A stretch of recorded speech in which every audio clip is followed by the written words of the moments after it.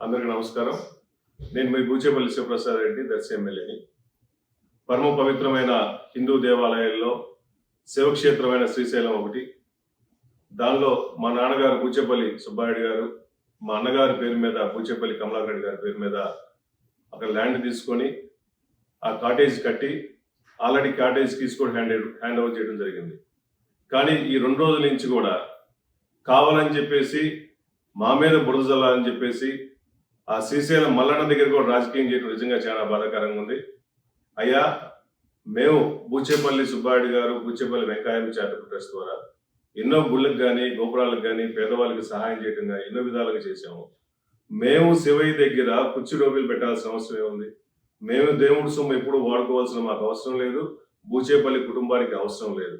Already keys hand over చేశారు.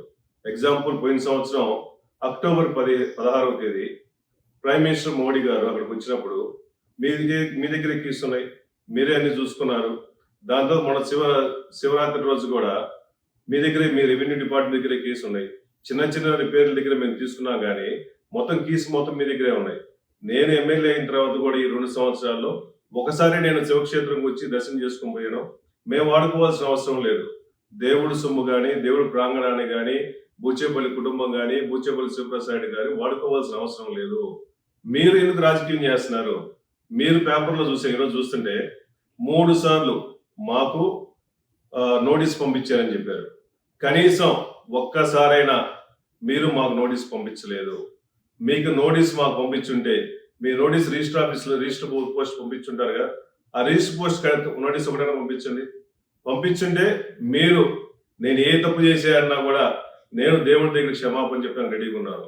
లేని పక్షాన మీరు కానీ, మీరు కూటమి ప్రభుత్వాలు కానీ, మీ నాయకులు కానీ, ఈ పేపర్లో రాసిన ఈనాడు కానీ, జ్యోతి కానీ, TV5 కానీ, మీరు దేవుడి దగ్గరికి వచ్చి, శివక్షేత్రం దగ్గరికి వచ్చి మీరు దేవుడి దగ్గర క్షమాపణ చెప్పడానికి మీరు రెడీగా ఉన్నారా?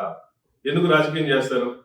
మీరు కావాలని చెప్పేసి ఒక డైవర్షన్ చేయాలని చెప్పేసి మొన్న జరిగిన 2 సంవత్సరాల్లో చంద్రబాబు నాయుడు గారి వెన్నుపోటు ప్రోగ్రామ్ ని డైవర్షన్ చేసుకోవడం కోసం ఏం చేస్తున్నారు?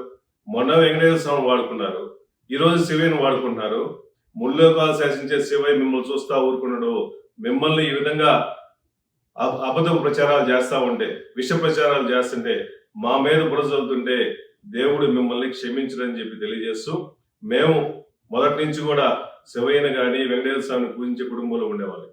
ప్రతి సంవత్సరం మా అమ్మగారు ఐపుసా మాలేసుకొని వేలాది మంది భోజనాలు పెడుతుంటాం. శివయ్య కొడుకు ఐపుసాకి భోజనాలు పెడుతున్నాం. ఇన్ని మంచి కార్యక్రమాలు చేస్తుంటే మా మీద హిందూ దేవాలయాలను కట్టించే వాళ్ళని, పూజలకు డొనేషన్ ఇచ్చే వాళ్ళ మీద ఈ విధంగా రాజకీయాల కోసం, మీ స్వార్థపూరిత రాజకీయాల కోసం మా మీద బురజలటం మానుకోవని చెప్పేసి కోరుకుంటూ, మీరు ఇప్పుడు చెప్పినా కూడా మా తప్పు ఎప్పుడున్నా మేము రెడీగా ఉన్నాం. మీరు అవసరం రండి. మా వల్ల శివయ్య క్షేత్రంలో శివుడికి అన్యాయం జరిగింది, నష్టం జరిగిందని చెప్పి నిరూపించండి. మేము ఎంత కావాలో మేము డొనేషన్ ఇస్తాం. 10 లక్షలైనా 20 లక్షలైనా మేము ఎప్పుడు డొనేషన్ చేస్తుంటాం. మా వల్ల నష్టం ఉంటే ఏ నష్టం జరగకుండా డొనేషన్ చేస్తామని తెలియజేస్తున్నాం.